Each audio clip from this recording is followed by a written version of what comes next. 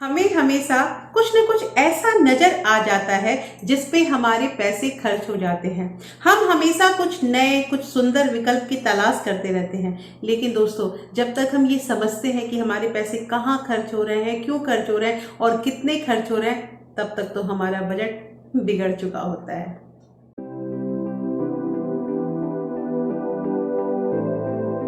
Hello everyone, welcome back to my channel real life with Tuku. कैसे हैं आप लोग? आई होप आप बहुत अच्छे होंगे और सेहतमंद होंगे और आप लगातार मेरी वीडियो के साथ ही बने हुए होंगे। दोस्तों आज की वीडियो में हम बात करेंगे कि बहुत सारे कमेंट, बहुत सारे इंस्टाग्राम पे मुझे डीएम आए हैं कि हम अपना खर्च कैसे संभालें। हमारा इतना रुपया यहाँ खर्च हो जाता है, हमारे इतने रुपए बच्चों की पढ़ाई में चले जाती है, इतने रुपए का हम राशन ले आते हैं और हमारी सैलरी इतनी कम ही है, तो हम अपने घर को कैसे चलाएं, कैसे हम अपने पैसों को बचाएं, क्योंकि हमारा जो तमाम खर्च है वो तो एडजस्ट हो ही नहीं पाता है। ऐसे बहुत सारे कमेंट मेरे पास आए, लेकिन इस कमेंट का जवाब देने में या इससे रिलेटेड ये वीडियो बनाने में मुझे थोड़ा वक्त लगा। रीज़न मैंने आपको अपने प्रीवियस वीडियो में बताया था कि थोड़ा सा मुझे कोल्ड हो रखा है, इस वजह से मैं रिकॉर्डिंग नहीं कर पा रही थी। लेकिन आज अब मैं बिल्कुल ठीक हो चुकी हूँ और आप लोगों का बहुत बहुत थैंक्स, क्योंकि आप लोगों ने बहुत अच्छे अच्छे विशेष लिखे मुझे, उसके लिए मैं दिल से आप लोगों को शुक्रिया करती हूँ। तो दोस्तों अब हमारा जो वीडियो रहेगा वो कंटिन्यू रहेगा और आज की वीडियो में हम बात करेंगे कि आखिर खर्च तो हैं, इसमें कोई भी दो राय नहीं है कि हर घर में खर्च है और सैलरी जो है वो पूरी नहीं पड़ रही है क्योंकि महंगाई इतनी ज़्यादा है। तो इसके लिए मैं आज की वीडियो में आपको 4 ऐसे तरीके बताने वाली हूँ जिसको आप अनुसरण करते हैं, जिसको आप फॉलो करते हैं, तो शायद आपके पैसे ज़रूर बचेंगे। तो दोस्तों वीडियो स्टार्ट होने से पहले एक नम्र निवेदन है कि अगर आप लोगों ने अभी तक रियल लाइफ विद टुकू को सब्सक्राइब नहीं किया है तो प्लीज सब्सक्राइब कर लीजिए अपने इस चैनल को और साथ में जो बेल आइकन है उसे भी जरूर प्रेस कर दीजिएगा ताकि ऐसे ही इंटरेस्टिंग वीडियो के नोटिफिकेशन आपको मिलते रहें। दोस्तों वीडियो पसंद आए तो एक लाइक जरूर कर दीजिएगा।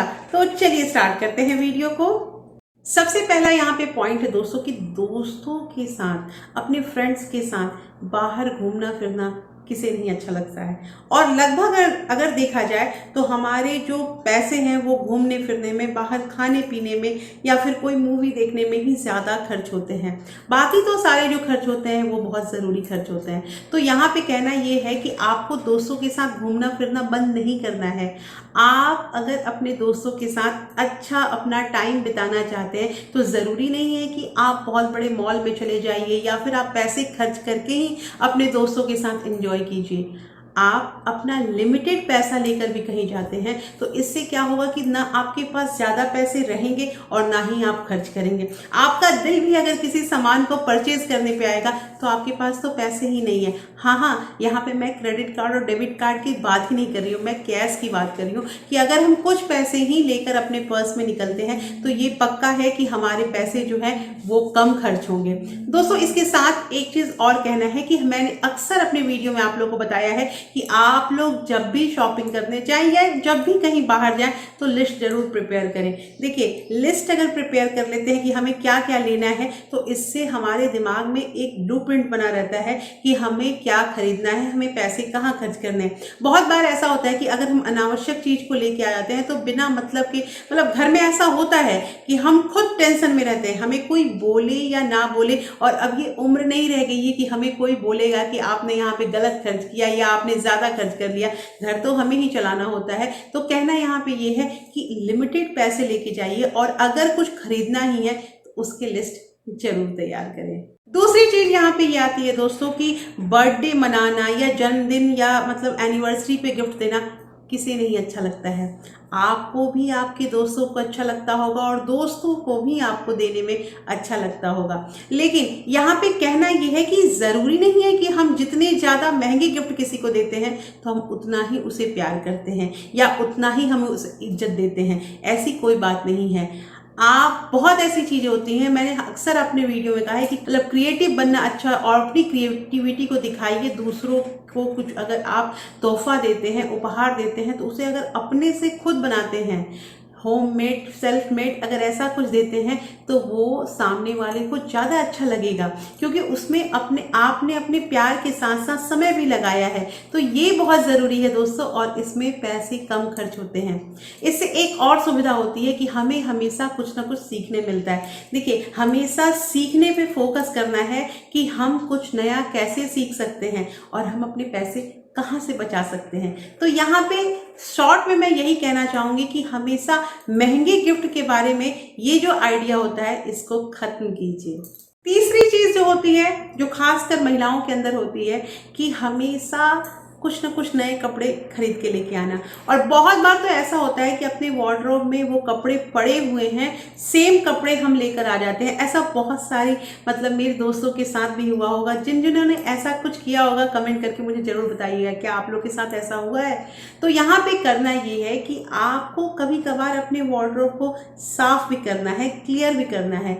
उससे क्या होता है कि आपको पता चलेगा कि आपके पास किस किस तरह के पोशाक हैं और आपकी वो अभी पहनने के लायक हैं या नहीं है। क्योंकि जो अनावश्यक पैसे होते हैं वो हम कपड़े में लगाते हैं। दोस्तों, कपड़े परचेज करना बहुत आसान है, लेकिन उन कपड़ों को मेंटेन करना, याद रखना कि हमारे पास इस कलर का या इस फैब्रिक का कपड़ा है या नहीं है, ये बहुत डिफिकल्ट हो जाता है। साथ कर साथ जो वर्किंग वुमेन होती हैं उनके लिए ये बहुत डिफिकल्टीज इसलिए आती है इसमें, क्योंकि वो बहुत इतना उनके ऊपर काम का प्रेशर होता है कि वो भूल जाती हैं। तो कहना यहाँ पे ये है कि हमेशा हम बाहर गए और हमने शॉपिंग कर ली, हम कुछ कपड़े लेके आते हैं, ये बाहरी का काम नहीं होता है। आप एक बार इसे मिलाइए भी तो आपको किस चीज़ की ज़रूरत है, या फिर ज़रूरत नहीं अगर आप लेकर भी आती हो तो क्या वो सामान आपके पास पड़ा हुआ है या फिर वाकई आपको उस चीज़ की ज़रूरत थी। इस चीज़ को सोच के अपने शूज़, अपने जो भी आपने पर्स या फिर जो भी आप क्लोथ परचेज कर रहे हैं उस पर थोड़ा ध्यान दीजिएगा। देखिएगा ज़रूर, इसमें बहुत पैसे बचते हैं। चौथी चीज़ यहाँ पे जो मैं आपको बताने जा रही हूँ दोस्तों, ये बिल्कुल नहीं है। कहना यहाँ पे ये है कि देखिए, कुछ ना कुछ नए उपकरण हम घर में लेकर आते हैं, लेकिन हमेशा जो उपकरण लेकर आना चाहिए, जो भी हम एप्लियंसेस लेकर आते हैं, उसको ध्यान रखना ये ज़रूरी है कि वो अच्छी क्वालिटी का, अच्छी कंपनी का होना चाहिए। उसका जो काम है वो बढ़िया होना चाहिए। देखिए, यही चीज़ जो है ये सस्ता नहीं लेना चाहिए।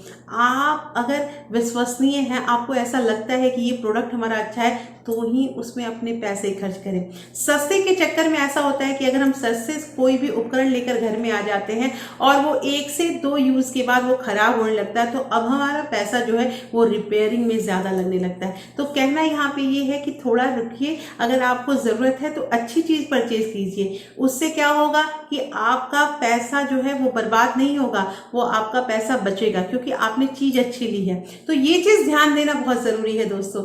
अक्सर ऐसा होता है ना, और बहुत ऐसी चीज़ें होती हैं कि हमारे फ्रेंड के घर में डिश वॉशर है या हमारे फ्रेंड के घर में कुछ नई चीज़ आ गई है तो हमें भी ले लेना है। नहीं, आपको अपना नीड देखना है, आपको उस चीज़ का यूज़ देखना है। ये ज़रूरी नहीं। देखिए, दिखावे के चक्कर में पूरी दुनिया जो है वो ख़त्म हो जाती है, और अगर हम दिखावा अपनाने लगेंगे कि उनके पास है तो मेरे पास भी होना चाहिए, तो ऐसे में हमारा घर नहीं चल पाएगा। हमें बिल्कुल वास्तविकता से जीना चाहिए कि हमें किस चीज़ की ज़रूरत है और हम कैसे अपना रहन सहन कर सकते हैं। जैसा मैंने स्टार्टिंग में आप लोगों को बताया कि घूमने फिरने में, मूवी देखने में या बाहर से खाना खाने में ही हमारे पैसे ज़्यादा खर्च होते हैं।